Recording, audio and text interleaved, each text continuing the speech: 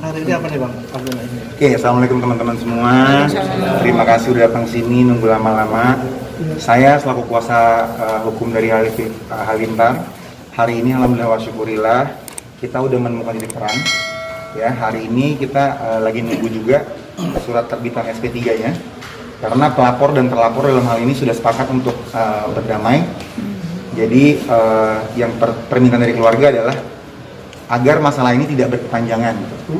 Nah, tujuan dari mufakat ini tidak lain tidak bukan dikarenakan oleh menjaga mental anak-anak kita yang masih di bawah umur. Itu aja sih. Kita juga terima kasih sama wartawan selama ini, rekan-rekan media tersayang. Semoga jangan diangkat-angkat lagi karena apa? Terus terang saya mewakili keluarga. Mohon maaf, keluarga belum ada yang bisa datang. Tapi kami memohon karena kita masih banyak anak yang di bawah umur. Cukup terganggu akan hal ini. Sebenarnya klien saya bukan nggak mau pulang atau apa segala macam, seperti saya bilang sebelumnya, datang nggak datang, sebenarnya ini musyawarah kan bisa jalan kan, selesai nggak? Selesai kan? Nah, pada intinya seperti itu. Nanti biar kuasa terlapor akan memberikan press conference sendiri, tapi alhamdulillah wa syukurillah pada hari ini kita selesai mufakat tanpa ada masalah yang berkepanjangan itu aja. Dalam arti di SP3 gitu ya, Bang? Oke. Bang, pemberhentian kasus ini apakah ada deal-dealan seperti yang sebelumnya gitu Bang? Yang dituntut itu Bang? Ya. Seperti sebelumnya, rekan-rekan media tersayang, ada yang bisa dijabarkan, ada yang tidak. Karena kan saya mengetahui bahwa klien saya memang family figure. Ya dong, mereka sudah declare untuk menjadi family figure, tapi memang ada beberapa hal yang bisa untuk dikonsumsi publik, ada yang tidak. Nah, dalam deal-dealan itu apakah anak Halilintar bisa menemui anak yang sekarang ada di... Saya rasa dari sebelumnya anak itu nggak bisa menemui. Kan sebelumnya pernah tuh saya jabarin ada foto, video segala macam. Saya rasa kalau anak nggak bisa ketemu bapak agak aneh ya bro, cuman kan memang ada suatu polemik yang memang terjadi aja gitu. Tapi kalau anak bisa ketemu udah dulu. Tapi Halilintar juga termasuk masih bisa menemui anaknya yang ada di Happy sendiri Bang? Dari dulu bisa ya, mungkin gini. Kalau untuk bertemu mungkin beberapa kali ada. Tapi kalau untuk komunikasi via video call, via chat WhatsApp ada.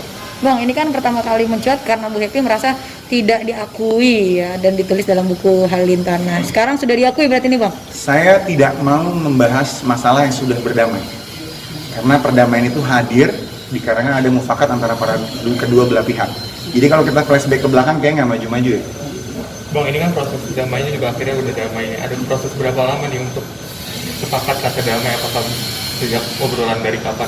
Sebenarnya sih gini, mungkin memang ada kendala COVID juga. Kan saya juga mungkin kuasa hukum terlapor kan juga pasti banyak kerjaan yang lain juga. Tapi memang mungkin kita sebenarnya sudah bangun komunikasi sih. Maksudnya udah komunikasi juga sebenarnya gimana cara mufakat. Cuman kan gini, ada klien saya posisi luar negeri gitu dong. Kliennya rekan saya posisinya mungkin di luar kota. Jadi kan butuh waktu aja sebenarnya. Tapi komunikasi ya. Bang, kemarin sempat bilang juga kan dia bilang itu dia akan mencari adiknya, dia sempat karena udah ada tiket baik dari dia juga pengen bertemu, cuman karena waktu aja yang belum. Itu gimana Bang menanggapi? Sebenarnya gini, kalau misalnya Atta ada omongan apa tapi kita tidak mengacu ke belakang. Yang kita lihat hari ini aja. Hari ini kita berdamai, ya selayaknya anak sama bapak aja gimana gitu. Tapi nggak ada lah yang hilang-hilang segala macam. Mungkin Atta bisa main bola kali. Tapi yang pasti selama ini fine-fine aja. Hari ini yang dari pihak BP yang mewakilkan siapa Bang? Kuasa hukum terlapor tadi udah pulang duluan tadi. Bang, apa rencana untuk kumpul Bang? Baik dengan terlapor dengan udah mufakat ya? Udah mufakat, ada akta perdamaian juga udah mufakat. Jadi saya rasa kalau gini, saya rasa sedikit informasi di publik ya. Apa sih artinya kuasa hukum kalau misalnya para pihak unjuk kuasa hukum itu mungkin ada yang kurang mengerti akan dunia hukum, mungkin ya dong, mungkin akan kesibukannya diwakili oleh kuasa hukum. Jadi sebenarnya kalau kuasa hukum yang turun boleh dong, nggak ada masalah juga, nggak harus berkumpul juga. Tapi kalau misalnya dalam kurun waktu depan mau berkumpul ya boleh juga. Apakah ada perjanjian tertulis Bang yang mungkin yang bisa gini, seperti saya utarakan sebelumnya bahwa memang kasus anak ini dan pertanyaan itu sebenarnya tidak boleh dipublish, Bu. Demi hukum tidak boleh dipublish. Jadi maksudnya preskon kita kesini seperti saya katakan sebelumnya bahwa klien saya telah mendeklar sebagai family figure. Jadi mau tidak mau dia menerima untuk dikonsumsi publik. Tapi juga mereka punya hak untuk ada beberapa part yang tidak bisa dikonsumsi publik.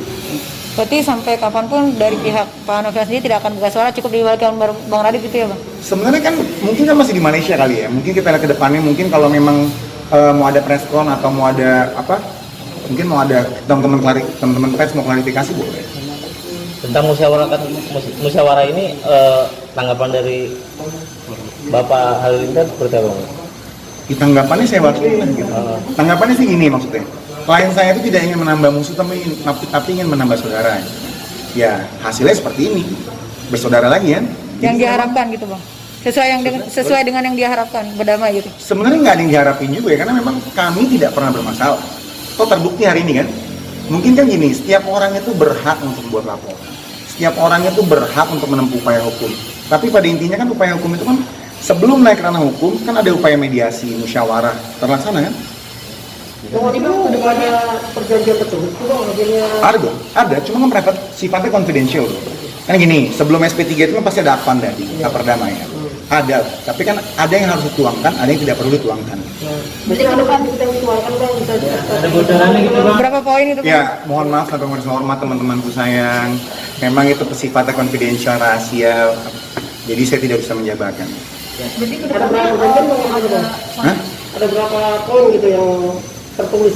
Perjanjiannya satu bro, soalnya pelaporan sama terlapornya satu. Tapi kalau misalnya pelapornya dua, jadi perjanjiannya dua. Bang, kedepannya akan mau silaturahmi nggak dengan pihak? Dari kan saya bilang tadi sebelumnya, dari sebelumnya pun nggak ada masalah. Nanti deh ada sebelumnya. Gini, saya mohon maaf agar tidak ditekan untuk membahas yang lalu-lalu. Karena hari ini kan udah berdamai. Damainya pun kan kuasa hukum juga put effort yang banyak di sini.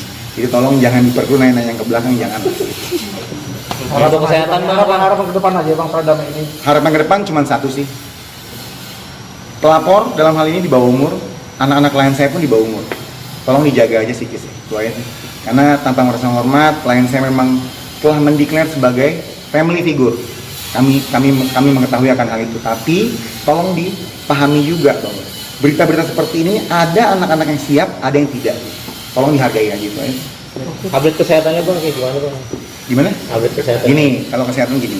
Saya alhamdulillah dibayar orang tua saya kuliah hukum. Jadi kalau saya tanya kesehatannya gimana, kalau ada rujukannya saya publish. Kan gitu dong, kan kalau orang hukum kan kita based on documents dong. Nggak bisa untuk gue bilang sakit rematik atau encok, gue nggak tahu kan. Tapi yang pasti kalau ada rujukannya akan saya publish. Karena untuk meyakinkan bahwa klien saya tidak pernah lari dari masalah ini. Oke. Ya nyanyi dulu perdamaian gimana Bang? Apa? Nyanyi dulu perdamaian.